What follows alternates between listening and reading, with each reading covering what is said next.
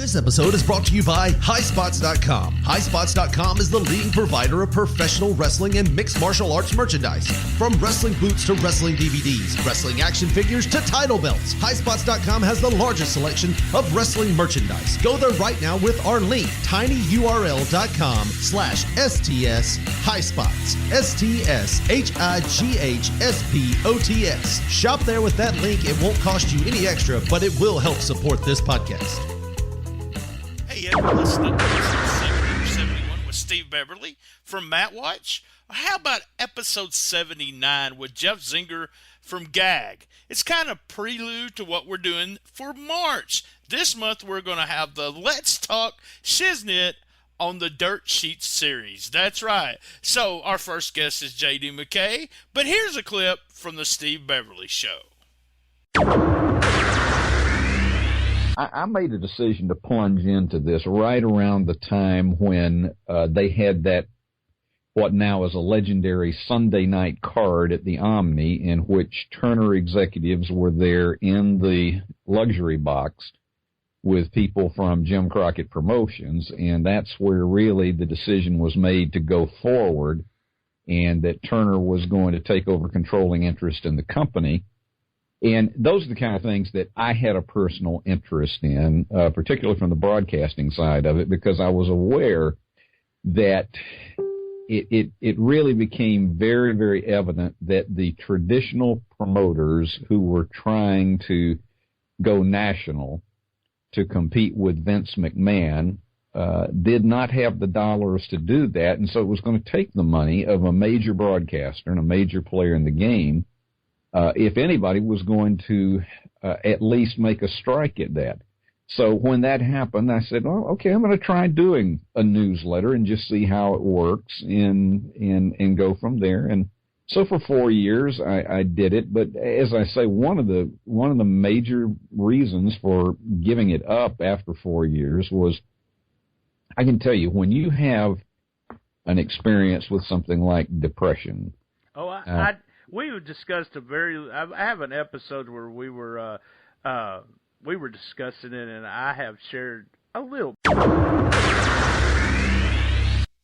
Hey, welcome to a new episode of Shooting the Shiznit. Let's get some business out of the way, and then we'll get to the episode. A special thanks to Bob McGee at Pro Wrestling's Between the Sheets. That's www.pwbts.com. LocalsToLegends.com. That's Gene Jackson. Sean Garmer at w2mnet.com. We thank you guys for spreading the word. You can get all the episodes at www.stspod.club, all the whole archives. tinyurl.com/stspod merch. You can get t-shirts, mugs, a little bit of everything. You can always send us a little donation at Brian_Trammell, Tramel, at yahoo.com. That's my PayPal address. Guys, you can listen to us on iTunes, Stitcher, Player FM, and Pod Paradise, and Spreaker. That's right. I'm at Comic Book Mark BT on Twitter, at BT Shooting the Shiznit on Instagram. We also have a Shooting the Shiznit Facebook group or page there where I put all the episodes. We also have the Cool Kids Wrestling and MMA Talk Facebook group. That's where we talk about wrestling. You have to ask to come in, and if we don't like you, we'll kick you out. A big shout out to my buddy Suplex City Limits. This is all my podcast bros. Creative Control with JoJo, Who's Right Podcast. That's a non-wrestling podcast. And my buddies over there at P3 Radio. Also a special shout out to Keeping It 100 Patreon site. Guys, it's only $1 to join. You get extra things, and for just $1 it helps out the show. Keeping It 100 is my favorite podcast, well, other than mine, when it comes to wrestling podcasts. Hey guys, let's quit talking. 5, Get on 4, 3, 2, 1, 0. Let's start the party. Yes, episode 95. That's right, episode 95. Bringing him from the green room, my old buddy, J.D. McKay. How's it going, J.D.? Man, it's going great, BT. It's great to be here with you, and I'm glad to get out of the green room. Well, I usually have milk and cookies in there. Did they not have the milk and cookies? Well, they had some brownies that were pretty interesting. I know that much. But anyway. Yeah, I had a couple of people on here. I have to tell them, the special stash is under the couch. So we're going to talk to you. This is a special series, about 4 or 5 episodes we're going to do. Let's Talk Shiznit on the Dirt Sheet series, and you had a dirt sheet. So what we're going to do first, though, JD, is I'm just going to talk how you become a wrestling fan and all of that first, and then we'll go into how you started Ringside Reflector there. All right. Me becoming a wrestling fan was mainly my dad's fault. Dad was a big wrestling fan. Kept me up late at night on Saturday nights to watch Mississippi Gulf Coast Championship Wrestling.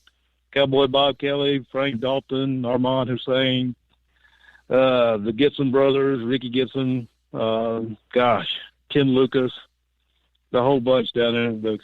That was where it really got started. I was like 4, 5, 6 years old. And from there, brother, I started watching Lawler, Dundee, Mantell, Gilbert's, Austin Idol, Memphis, Mid-South came next, and then Continental. I just couldn't get enough. I just had to watch everything I could get my hands on. By the time I got to about 15 to 18, I was watching probably 8 to 10 hours of wrestling every Saturday, it seemed like. Wow. 'Cause I was out here in wrestling heaven in Mississippi. Right. Yeah. So you had all of that on television in Mississippi. See, I had Memphis Wrestling. I had one show and got it on antenna there, on the antenna. We at 12 noon. We had WTVA Channel 9 Wrestling that was a syndicated show out of Memphis. A lot of that was like Coliseum action called by Lance Russell and so forth. They didn't really play up the angles, but they played up what was coming up the next Friday night in Tupelo. But we had that, and then like at 2:30 in the afternoon on WABG out of Greenwood, we had Mid-South, which later became UWF, Bill Watson, that group. And then at 5, we had Georgia Championship Wrestling on WTBS. And then after that, about 10 o'clock at night, we had Continental or Southeastern come on Channel 4 out of Columbus. So, yeah, I was pretty eat up with it there on Saturdays. And that was the teenage and then to the 20s, and then that's going into about the time I started doing the sheet there, about 22, 23 years old, I guess. Did you go to live shows? Was there a lot of live shows in that area? Yeah. Once I got a driver's license at 15, I started sneaking out, driving about 100 miles away to go to Jackson to the shows there. And then every once in a while I would sneak up. I snuck off to go see Coco Ware and Ric Flair in 1985. I was 21, but I was still sneaking off because, nobody else was really going with me. And, I was sneaking off to go to wherever I could find some wrestling at, whether it was DeKalb, Mississippi for Continental, or whether it was, like I said, down to the big shows in Jackson, and just wherever I could find it. I'd watch the shows and they'd say, "Oh, we're going to be here and there," and I'd go to the little spot shows and help them set the rings up and stuff. I just loved everything about wrestling. It was just theater with sports. What else could you ask for? It was everything. And these guys were larger than life. They were my heroes. And many of them later on, like Bob Kelly, Tommy Gilbert, Eddie Gilbert, Brickhouse Bound, Pork Chops Cash. I became friends with so many of them later, over in the day. But anyhow, that's how I got started. And as far as Ringside Reflector, where you want me to start at, man? Well, the funny thing about you're talking about something I mentioned. It's when we watched these guys and everybody played in the playgrounds. They wanted to be Jerry Lawler, Bill Dundee, not superheroes most of the time, and being friends with them is kind of you're kind of shell shocked at first. I did the same thing. I know some of the biggest names by their first name, but they know who I am and things like that. And it's just weird. It's one of those things that's, I said I compared it to, us watching Gilligan's Island, and then Gilligan decided he was coming to our house and hanging out. Oh, yeah. Oh, yeah. I remember when I had Tom Pritchard and Wendell Cooley come out to the house. This was during the Reflector years. And they came out and done the Stomper Harris, because, I mean, a lot of people may not realize who Done the Stomper Harris is. And, you know, Lou Fabiano, like I said, Wendell Cooley, Tom Pritchard, they all come out to the house for a steak dinner. I mean, you're Right. like, oh, this is cool. And then go into Pizza Hut with, like, Adrian Street and Miss Linda, and you're just freaking out because you're there at Pizza Hut with Adrian Street and Linda. And, of course, they're not in their garb exactly, so a lot of people don't even recognize who they are. But it's just it's a surrealness. I mean, it's just like, I can't believe this is happening. Yeah. I remember the first time, you know, The Undertaker's on television. I was like, damn, you know, just so many months ago, he was at my apartment we shared a large pizza. So that's kind of the weirdness that you have, especially if you're around the business. But the South had everyone come through it. So we had all the stars go to the big time because Vince invaded there. But yeah, let's get to the Ringside Reflector. Number one, why? You know, we had a lot of sheets back then, and there was Meltzer was always the top one, and still is in my opinion. But we had a Wrestling Forum. I don't know if it was going at the same time, but we had Wrestling Forum. We had Wrestling Riot, which was mine. We had Chokehold. I talked to Jeff Zinger. He had Gag, and that was more like a personal zine thing that he sent to people. Steve Beverly was on talking about Matt Watch for a couple of shows. What else? Am I missing some? Wade Taylor and the Torch. That's course. right. You're right. That's right. And I don't know if you want to bring up Harvey Cobb and Pro Wrestling Examiner, but yeah, there was, it was probably at least 24 of us out there, it seemed like. And some were, I'd say, a little more legit than others. Reflector started as Pro Wrestling Digest. And my vision for it was to have people who didn't feel like they were having a voice in the other sheets, if that makes sense. Because if you started looking around, everybody seemed to be in the letters pages. It was usually a lot of times in the Observer, it was the same guys over and over, even though I was one of those guys. I was like, it's not fair. I know there's guys that got more opinions to this and da-da-da. And that's how it really started with Pro Wrestling Digest. And after about, I think it was 5, maybe 6 issues in, and we ran for 35 issues actually. But about 6 issues in, I get a cease and desist order from Dennis Brent for using the name Pro Wrestling Digest, because he's got NWA Pro Wrestling Digest out of Dallas. And, of course, he's a little bigger, more powerful person than I was. So we became Ringside Reflector. We just changed the name real quick. And I say we, that was myself, Bob Ivy, Jeff Steele, and Steve Bryant, really. Steve was our photographer guy. And, of course, Jeff Steele had a little history in the business at the time. He had been Lord Richard Phillips III in the Indies around Mississippi. And, of course, Bob's a lifelong friend from elementary school. So, I mean, we had this all, of course, my wife at the time, Marlene. So it was a group effort, and we got together and decided we'd just do a little different kind of thing, or at least what we thought was different. And we allowed people to write opinionated pieces more than just sending results in and so forth. We encourage people to voice their opinion on things, which I guess is kind of what John Gallagher did in Forum as well, to an extent. But that's where Ringside Reflector came from. I mean, and I tried to make a cover and put a photo on the front and all kind. I tried to be a little more innovative than Dave was with Observer. Nothing against Dave. I'm just saying I tried to make it stand apart. You know what I'm saying? Right, I had to. Yeah, we had to compete. Someone had sent me a picture on Facebook yesterday of like 4 or 5 of my issues of Riot, and I was the 4th of a page tiny newsletter, but I had to be different. And that's the way I do with this. I mean, everyone's doing 4 or 5 hour podcasts, and I do 30 minutes, and I think that's you had to be different. And Reflector was different. It was a discussion thing where a lot of people wrote articles, and then it was kind of like, and I didn't know this until later on when I started getting other newsletters, and for things like sci-fi. Sci-fi was a lot like the Reflector, where an issue would come out and a bunch of people would write about that issue, send letters in about that, and then you would get a new issue along with all the responses from what happened in your last issue. And if you had a controversy or something, or if someone was giving you hell, then we found out that in the next issue what was going on. But I mean, I was all, me and you were friends. And that was easy source material too. That can give you a lot of material to work with that you didn't have to drum up a lot of your own mind. So, oh, here, look, I got this from this guy. I can run this. And I can remember guys like Phantom of the Ring, Ed Gurria wrote some things. He wrote for everybody, Right. And he wrote great stuff. And, of course, like I said, Brother Jeff wrote really good stuff. I can remember him saying 40 years from now, Ricky and Robert are going to be still wrestling, and the R's are going to, they fell off of their things, and they're going to be the Aka Old Express. And you know what? He was right. It's been 40 years, and they're still wrestling. They are, and you're right. That's yeah, exactly. I'm like, really? How did Jeff know this stuff?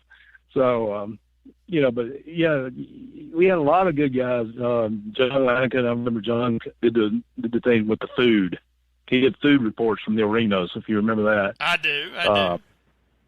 Yeah, I mean, a lot of folks, I can't think of a lot of them off the top of my head, but that was in the network we created, and we had at the time, at the highest point, I think we had about 190 subscribers. And the most amazing thing was like you said, Brian Pillman. I remember Brian Pillman sitting in and getting the subscription. Right. Of course, there was Eddie and Gilbert and Missy Hyatt, Jim Ross. These names, Paul Heyman.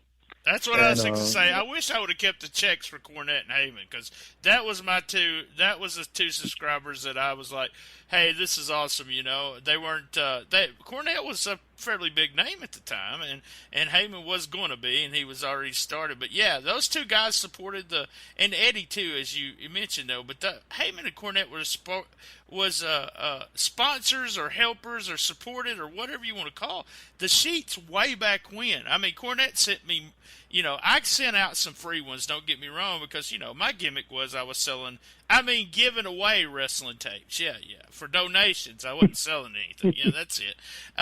So that was my main gimmick. But, Cornette made sure that he didn't miss an issue, and Paul did the same thing. They both sent in money. Well, I mean, it's funny. I don't remember anyone ever asking for, like, free ones. The main free ones went out to, I'd say, in exchange for, like, your sheet. We exchanged. We did. Yeah. I did that with just about everybody out there. We just exchanged sheets. But I remember getting the checks from Jim Ross, getting a check from Eddie Gilbert, getting a check from Jim Cornette. I mean, these guys paid for it. They didn't ask for it free of charge or anything. They actually supported us, but financially by actually paying for their subscriptions, and that was incredible to me. I was like, you don't really have to pay for these. I'd probably send them to you because look who you are. But they didn't. They didn't ask for nothing free of charge. It was, and like you said, that supported us big time. Yeah, I remember I would take the Observer with me into the Memphis dressing room, and there would be, 2 or 3 guys that would grab the Observer and read it while I was there, and I would leave with it. And I remember Ken Wayne saying something. He had read some of it, and Ken told me, he said, tell Meltzer to send me copies, And it kind of made me, when I said that, so Dave always called me on Sundays for the Memphis News. And so I said, well, Ken Wayne said, why not send him? And I've got his address. And Dave says, tell Ken Wayne to send me some money and I'll send him the issues. And I was like, hey, that's right. We are actually, putting a product out. And yeah, I mean, with all the boys in the business, who were reading the sheets and reading the Observer especially, if Dave tried to send everybody a free copy, he'd been gone belly up early on. So that wasn't happening. No, it wasn't. But I just thought it was, it gave me an idea, a perspective. He was doing a business. I was doing a business, but it had something to do with videotapes. So. I'm going to give you a little kudos there, brother. I don't think I'd ever walk in the dressing room with the Observer. I never did that. Now, how I did meet Eddie with the whole thing was I did take him a copy of mine, the Reflector, down to Meridian one night. He's doing the Golden Challenge thing against like Jerry Stubbs and Willie B. Hurt and stuff. And I met him outside and said, look, I'm doing this sheet. And, he's like, oh, this is good. And that's when, basically I'd met him a couple of times before, but hadn't really told him about the sheet and everything. This is like the summer before the thing in Memphis, the UAWF convention, when we all, this was like probably May before October. And, right. So our friendship was just really kicking off when we all got together in Memphis. And and it lasted the rest of his life, So, I'm very proud of that association. But anyhow, and that's, I mean, I don't know what to tell you. The Reflector basically went, how it ended. Okay, well, before we do I think how I it really ended, got tired hold of on. it. Before we do all that, Do what? let me go to commercial. We'll let them pay for it, the commercial guys, and we'll come back and talk about the ending.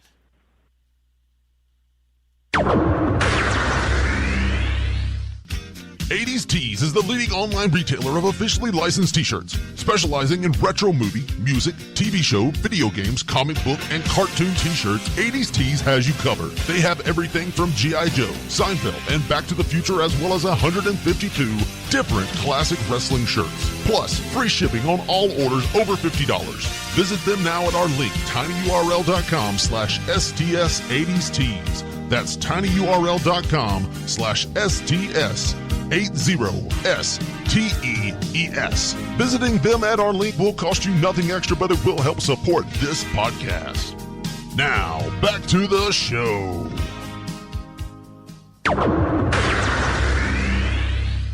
All right, we're back with JD McKay. JD, the one thing that I want to talk about that I found fascinating, because my newsletter was I got to where I think the most I ever got out was 300 issues. Like I said, mine wasn't all of them weren't paid for because my idea was if you ordered videotapes, and I'd send you one for free, and we traded. But I ended up I'd have a party to put all this. Cut them, help me put it all together, help me staple it, and just have pizza and something to drink, and there'd be 3 or 4 people come over and help me. What was the process of putting it together and shipping it out? Because you had to type everything first. Yeah, I did most of the typing. And that's something that came to me already preformed, some of the stuff the guys already typed up for me. I did most of it myself on a little old-fashioned old typewriter, basically. And, of course, Marlene helped some. And Bob did his part. Of course, Jeff wrote out his stuff. But what was funny was Jeff found us the printers in Jackson, which was like 100 miles away from where I lived. And what we'd have to do is go down and take them or mail them the issue, and they would print it off. It was Ferry's printers on, what was the name? On Terry Road in South Jackson. Anyway, we go down after they would call us and tell us when we got the issues ready. They correlated basically everything, got everything together for us. Now I had to come back, and because of the thickness, we usually ran, like 10 pages back and front, so it was like 20 pages. We would take them and fold them and staple them back together again, folded, and put the name on the outside and put the postage on it and everything. I mean, it took a while. And like I said, the most we ever had, I think, was right at 185, 190 subscribers or, readers or however you want to look at it. We usually averaged, over the 3 years, we probably averaged about 150. All right. Still good, though. You had, I barely remember, but I think I'm going to remember this correctly, and there'll be someone out there that has one of my sheets. But I think only charged 75 cents. And what it was is I wanted you to get 4 issues for $3. Like I said, sent out a lot of free ones, but I think that was what the subscribers actually paid for mine. What did you pay for Ringside Reflector? Right. The subscribers would pay $2 issue. I think I was given breaks. If you got 6 issues, it was $10 or something like that. You give you a break if you bought multiples. That was to create a little more revenue flow. And I misunderstood your question earlier, but anyway, it was $2 an issue, and we were basically just increments of 6 or 12 issues if somebody wanted to go ahead and buy up, because we was trying to do it monthly, and it just kind of went from there.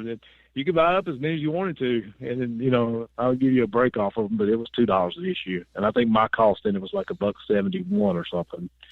So I was making 29 cents profit. Yeah, right. For all that. Now, so I want to know the guys that helped you out. And what happened to the people that were, where are they now kind of thing? Because I know people think of that. We're going to talk about the end. Let's talk about the end first, and then we'll go to where are they now kind of thing. What brought us to, we did, you said 35 issues, which was right at 3 years of producing it. What made you decide, hey, it's time to quit doing this? Honestly, I can't remember.